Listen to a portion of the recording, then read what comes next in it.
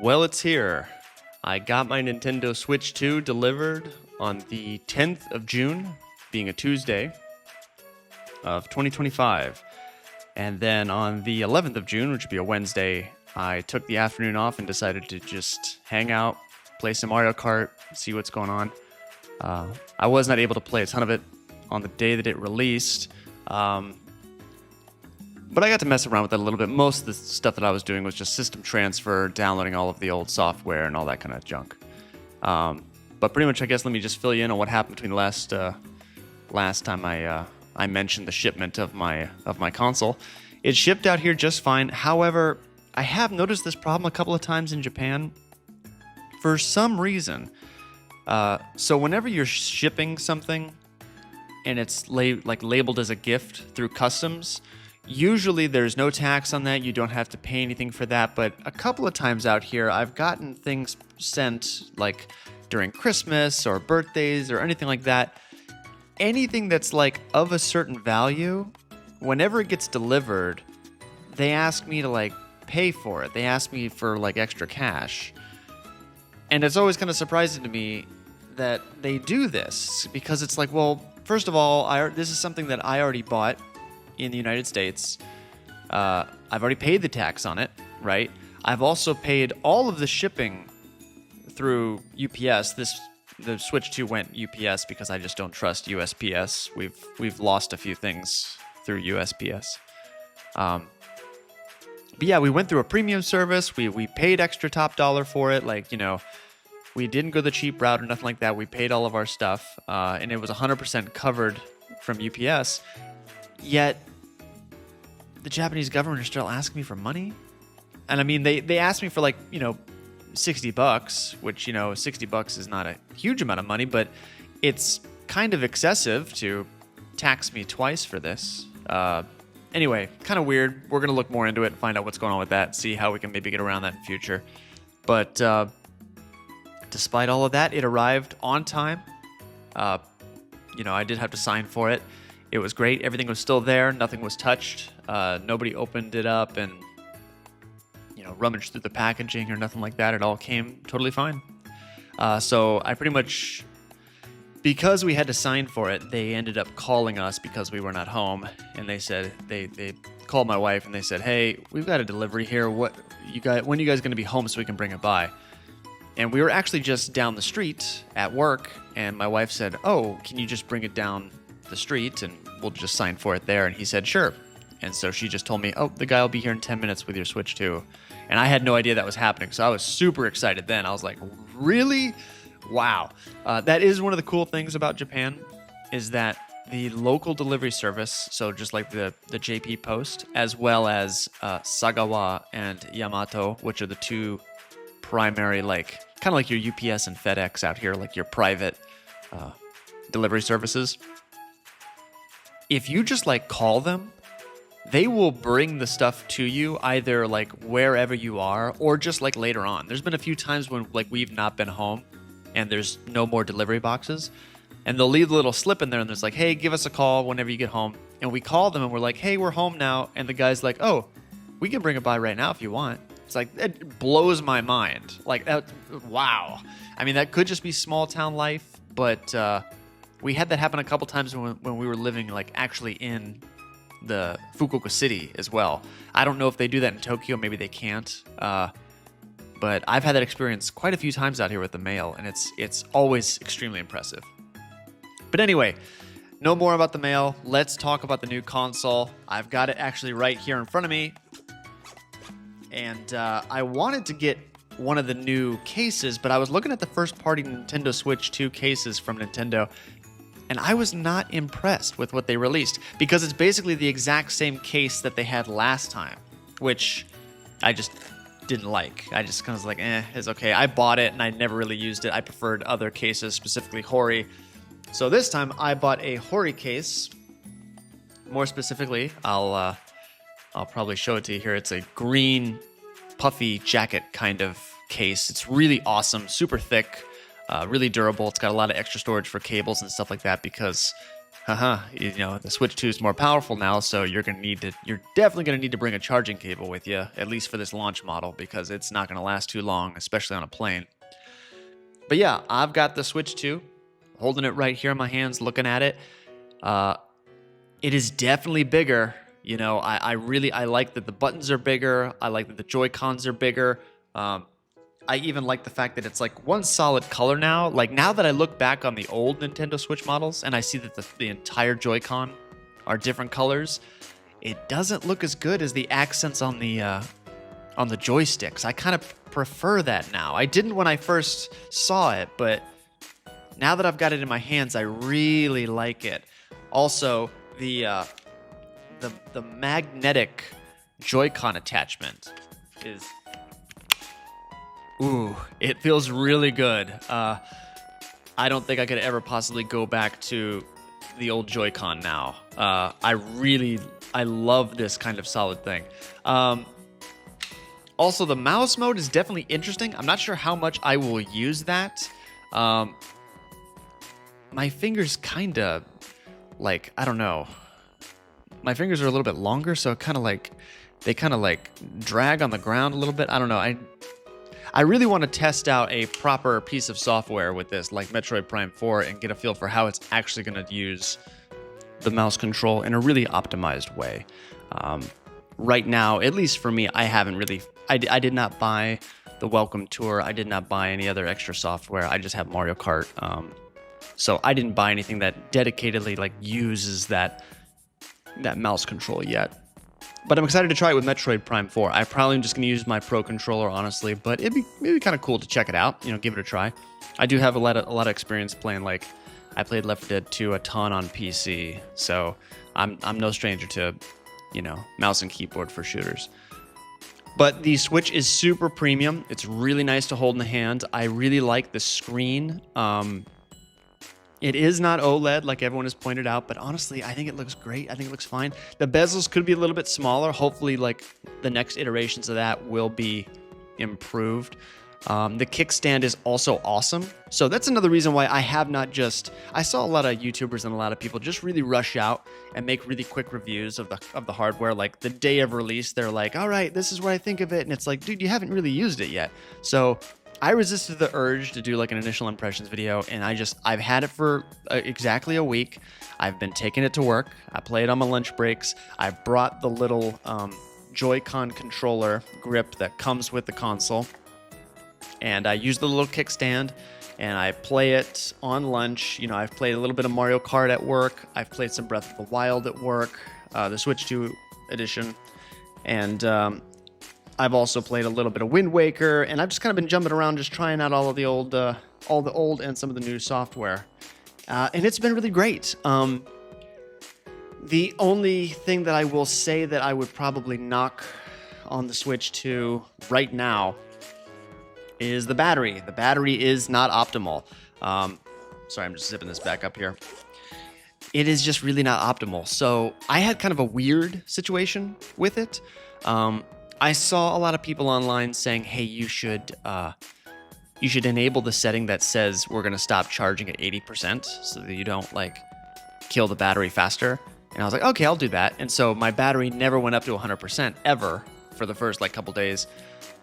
Well, one day I had to charge the Switch, or I had to download the Breath of the Wild Switch 2 update because I had a really funky... Okay, so sorry, quick sidetrack. I had a really funky issue with Breath of the Wild. And I'm sure that it's just because I'm being really weird about this, but let me just briefly explain what happened to me. So I own Breath of the Wild physically for the Nintendo Switch 1. I have also independently bought the DLC for Breath of the Wild, which was downloaded onto my old console, right? So I had the DLC downloaded and all the updates, but the physical game was still in the cartridge. I do the system transfer. It transfers all of my save data. It says, okay, you've got the DLC, and it downloads only the DLC, and so it still asks for the cartridge. And I was able to download the update for the Nintendo Switch 2 because I'm a subscriber of Nintendo Plus or Nintendo Switch Online. So I was like, okay, that's pretty cool. And I was looking under my account, and it said that I still had a what was it? I still had one of those game vouchers where you buy 2 for $100 and you essentially get like $10 off of 2 games, right? So instead of paying 120, you're only going to pay 100.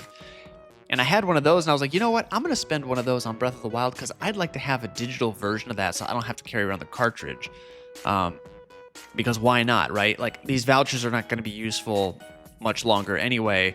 Nintendo is phasing that program out for the Switch 2. I may as well use them while I can so that I could just redeem these digital versions of the games. And I think I still have, like...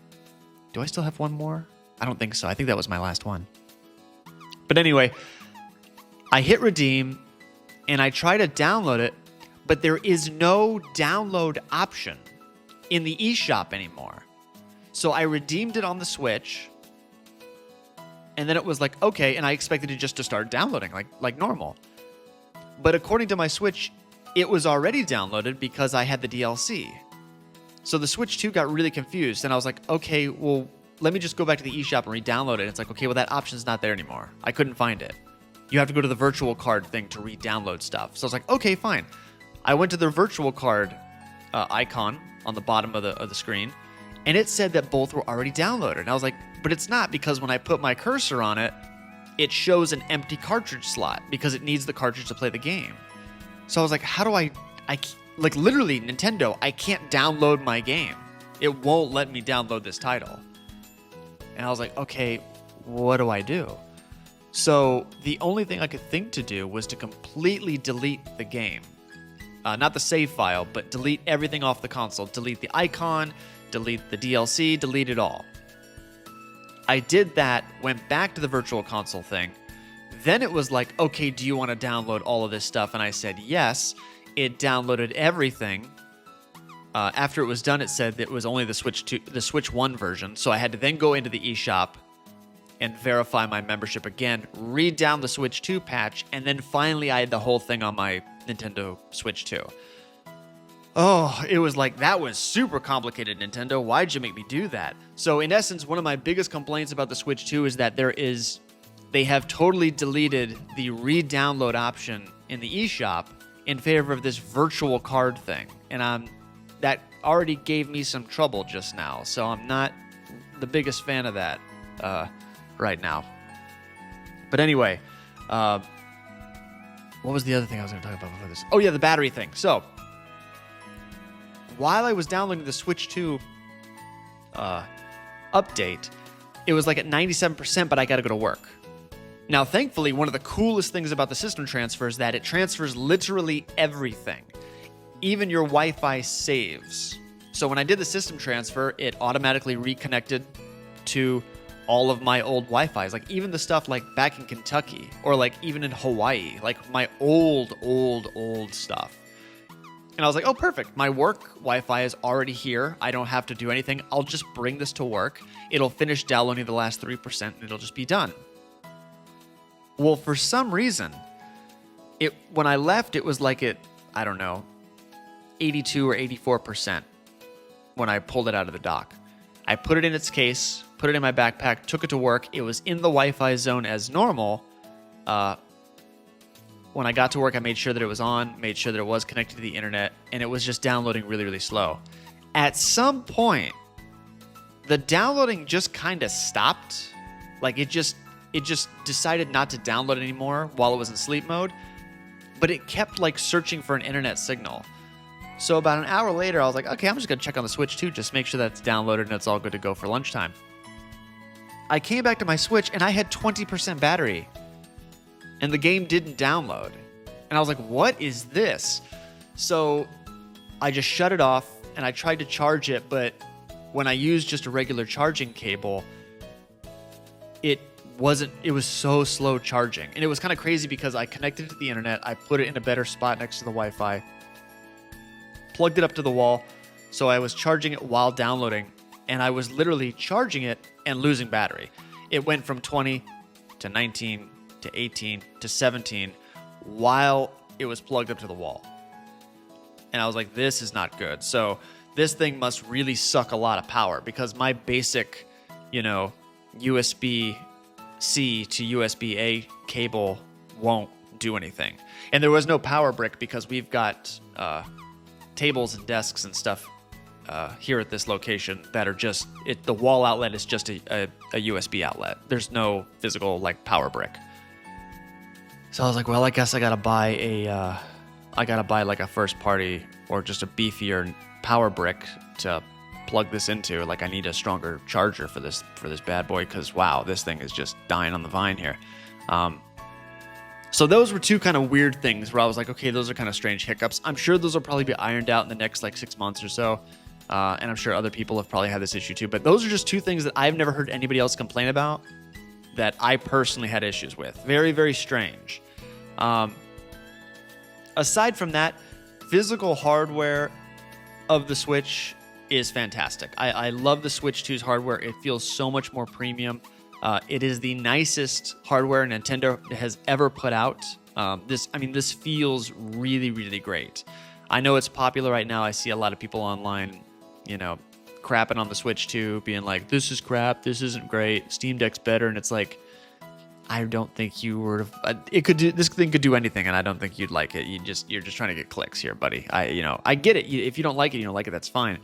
But this thing is pretty nice. It's not that bad. Like it's not as bad as you're making it out to be. I mean, it's got a 120 hertz screen. Like, come on now. Like, come on. Anyway, console itself is great. The dock feels real cheap though. The dock feels real cheap. When I was plugging it up to my TV, the very first one, it had that nice little hinge where you just kind of pull it down, plug in the things, and then, throw the little door back up, and it was really great. This whole thing, the piece of plastic comes off, and getting that back on there is kind of a pain in the ass. Like, it is not fun. And it's real flimsy, and like it was falling all over the place, and I was like, once I got it all plugged in, I was like, okay, don't touch it. Like, just, I never want to open the back of that Switch 2 dock ever again. It was just like, ugh, this is not that great. So the Switch 2 dock is like, okay, but I don't know. I guess I could just leave the whole back of that off, but I don't know. I want to set it up as it's designed to be set up. However, I will say that I actually really prefer the Joy-Con grip that comes with the Switch 2. That is very nice. I really enjoy it, and I enjoy it mostly because of how they attach to, the Joy-Con grip now with the magnets. I think that's a lot nicer than the sliding on one for the original Switch. I really prefer that quite a bit. I've been using it at work, and it's fantastic. But the star of the show, and I wasn't expecting this, but the best piece of hardware attached to the Switch 2 is the Pro Controller. I was a huge fan of the Pro Controller for the original Switch. I collected a lot. I think I have every single special edition except for the Xenoblade Chronicles 2. I was in Hawaii at the time, and it was just impossible to get a hold of. We just did not get a lot of units in Hawaii. Now that I'm in Japan, and those things are a lot easier to get. Out here, from what I've noticed in Japan, when they release a Pro Controller, at least from Nintendo, they sell it for like 6 months to a year. So it's like, it used to be when it would come out, I would be there on opening day, quickly buy it. Okay, I got it. Because in Hawaii, if you didn't get it in like the opening weekend, you weren't going to get it. They just don't restock. All they have is just the regular one. But out here, it's like you could walk in right now and get the Zelda Tears of the Kingdom one is still on sale. The Splatoon 3 is still on store shelves. Like, it's not hard to get those. And I was really paranoid when I first lived out here because I was like, I want to finish the set. I want to get all of them because they don't make them too often. But they were pretty easy to get. I didn't have to fight anybody for them. They're just there. So I was like, okay, well that's nice. But I would say that even though my love for the original Switch Pro Controller was like top tier and very, very high, the Switch 2 Pro Controller is even better, which is crazy. I thought it was just going to be like the exact same, but it's better somehow. Somehow it's better. And you can't describe it. I can't describe it to you like in audio or even video. You just got to get your hands on it. So if you're thinking about getting a Switch 2 eventually, and you're primarily going to only play on TV mode, you got to get a Pro Controller. At least just get one. It's so good. It's definitely worth the investment. Like, when Metroid Prime 4 comes out, I am only going to play that thing with that Pro Controller because it's just perfect. I love it so much. As far as the micro SD card Express is concerned, it's kind of like the same thing. I get that it's faster, but my main complaint right now is that they only launched with like, one size. Like, I know that there's like a terabyte one out there somewhere, but in Japan, forget about it, dude. I can't find that thing. Like, and I don't. That brand may be trusted by people, but I've not heard of it, and I've been burned by buying like, third party, storage and stuff. So I just was like, I'm just gonna buy only SanDisk. I'll just wait for SanDisk to put out, a 500 gig or a terabyte gig SD card. Eventually, I'd like to get it a 1 terabyte. But yeah, it's unfortunately more expensive, but it works great. Everything that I've played off of the micro SD card runs just as well as the stuff on the hard drive. So, I guess really no complaints there. And finally, my last little bit of review here would be for the GameCube controller from NSO. That thing is really solid, but I will say it is not as good as the Pro Controller. Like, I love the GameCube so much. I'm so excited that it's on NSO now, but I will say that, I started playing Wind Waker with the Pro Controller, and it was really solid. I was really enjoying it a lot, but I will say that I started playing it on the Pro Controller, and I think it's better. It's more fun to play with the Pro Controller. So while I love that NSO GameCube controller, it's so well built. It's like, it feels just like the old GameCube, controllers used to feel back in the day. I'm really glad I got it. The Pro Controller is better. So, to sum it all up, if you're thinking about getting a Switch 2, or you're on the fence about getting one, and eventually you're probably gonna, dive into it, but you don't want to spend a lot of money, I'd get the console without the bundled game. So just get it by itself, and then just get a Pro Controller. I don't think you need the expanded storage right now unless you've got a lot of digital games, but hopefully by then storage will be a lot easier to find, and it'll be like a little bit less, costly. But I mean, the 256 card that I've got was $60. So, I mean, that's not crazy.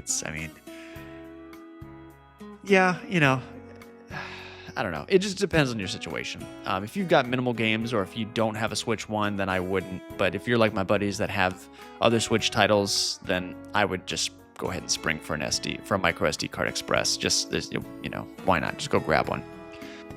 Overall, I could not be more impressed with the hardware this generation.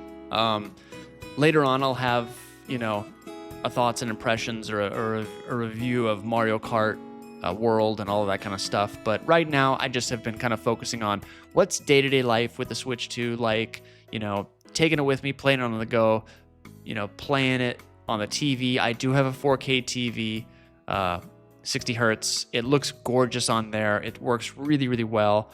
Yeah, I don't have any complaints yet. I have not experienced any stick drift. It runs totally great and fine. No problems there. I don't know. It's just fantastic. It's a really premier product from Nintendo. I was not a big fan of like the Wii generation. The Wii U was better in my opinion, but the quality of the Wii U versus the quality of the Switch 2 is just dramatically different. It's totally different. Like I said, once you get it in your hands and you can check it out, hopefully Best Buy and Target will have some kiosks available later this year where you can actually go and get your hands on it and check it out.